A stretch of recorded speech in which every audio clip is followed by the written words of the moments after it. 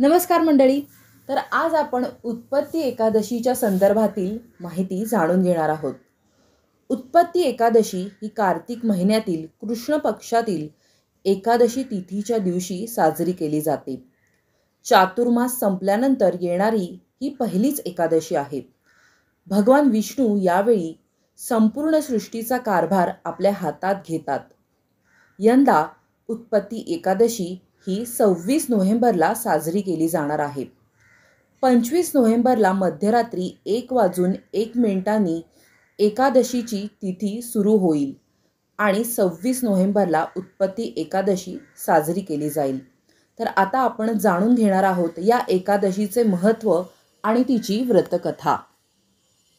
कार्तिक महिन्याच्या कृष्ण पक्षात येणाऱ्या या एकादशीला उत्पत्ती एकादशी म्हणतात. हे व्रत केल्याने शंखोधर या तीर्थात स्नान करून भगवंताचे दर्शन घेतल्याचे जितके पुण्य प्राप्त होते तितकेच पुण्य आपल्याला प्राप्त होते.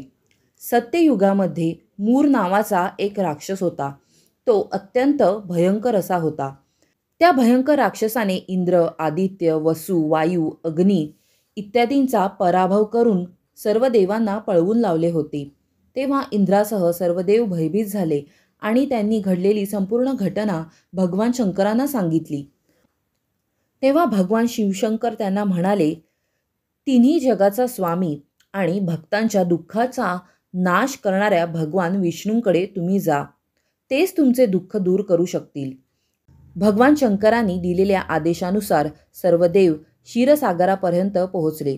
श्री विष्णू निद्रा अवस्थेत असलेले पाहून सर्व देवतांनी त्यांचे स्मरण केले. देवांचे रक्षण करते मधुसूदन, तुम्हाला आमचा नमस्कार. आमचे रक्षण करा. असुरांच्या भीतीने आम्ही तुमच्याकडे आश्रयाला आलो आहोत, असे सर्व देवांनी श्री विष्णूंना सांगितले. राक्षसांनी आमच्यावर विजय मिळवला आहे आणि स्वर्गातून आम्हाला नष्ट करण्याचे त्यांनी ठरवले आहे. आम्ही सर्व देव इकडे तिकडे धावत आहोत. आम्हा सर्वांचे त्या राक्षसांपासून रक्षण करा. इंद्रदेवाचे शब्द ऐकून भगवान विष्णू म्हणाले, हे इंद्रदेव, तो मायावी राक्षस कोण आहे ज्याने सर्व देवांवर विजय मिळवला आहे? त्याचे नाव काय आहे? त्याच्याकडे किती शक्ती आहेत आणि तो कोणाच्या संरक्षणाखाली आहे आणि त्याचे स्थान कोठे आहे हे मला सर्व सांगा. भगवंताचे हे असे शब्द ऐकून इंद्र म्हणाला, भगवान, प्राचीन काळी नदीजंग नावाचा एक राक्षस होता. त्याला मूर नावाचा अतिशय शूर मुलगा आहे. त्याचे चंद्रावती नावाचे नगर आहे. त्याने सर्व देवांना स्वर्गातून हाकलून दिले आहे आणि त्या ठिकाणी आपला अधिकार स्थापित केला आहे. त्याने इंद्र, अग्नी, वरुण, यम, वायू, ईश, चंद्र, नैऋत इत्यादींचे स्थान घेतलेले आहे. हे शब्द ऐकून विष्णू म्हणाले, मी लवकरच त्याचा वध करीन. तुम्ही सर्व चंद्रावती नगरीमध्ये जा. असे म्हणत प्रभूसह सर्व देव चंद्रावती नगरीच्या दिशेने निघाले. त्यावेळी मूर राक्षस आपल्या सैन्यासह रणांगणात गर्जना करत होता. त्याची भयंकर गर्जना ऐकून सर्व देव भयभीत होऊन सर्व दिशांना पळू लागले. तेव्हा श्री विष्णू स्वतः रणांगणात आले आणि तेव्हा असुरही शस्त्रे आणि चिलखत घेऊन त्यांच्याकडे धावले. श्री विष्णूंनी बाणांनी त्यांच्यावर वार केले. अनेक राक्षस हे मारले गेले, परंतु मूर राक्षस जिवंत राहिला. त्याचे शरीर छिन्नविच्छिन्न झाले होते, पण तो लढत राहिला. त्यांचे हे युद्ध 10,000 वर्षे चालू राहिले, परंतु मुराचा पराभव काही झाला नाही. थकलेले भगवान विष्णू हे बद्रिकाश्रमाला गेले. हेमवती नावाची एक सुंदर गुहा तेथे होती. भगवान तिथेच विसाव्यासाठी आत गेले. ती गुहा 12 योजना लांब असून तिचा एकच दरवाजा होता. भगवान विष्णू योग निद्रेच्या अधीन झाले.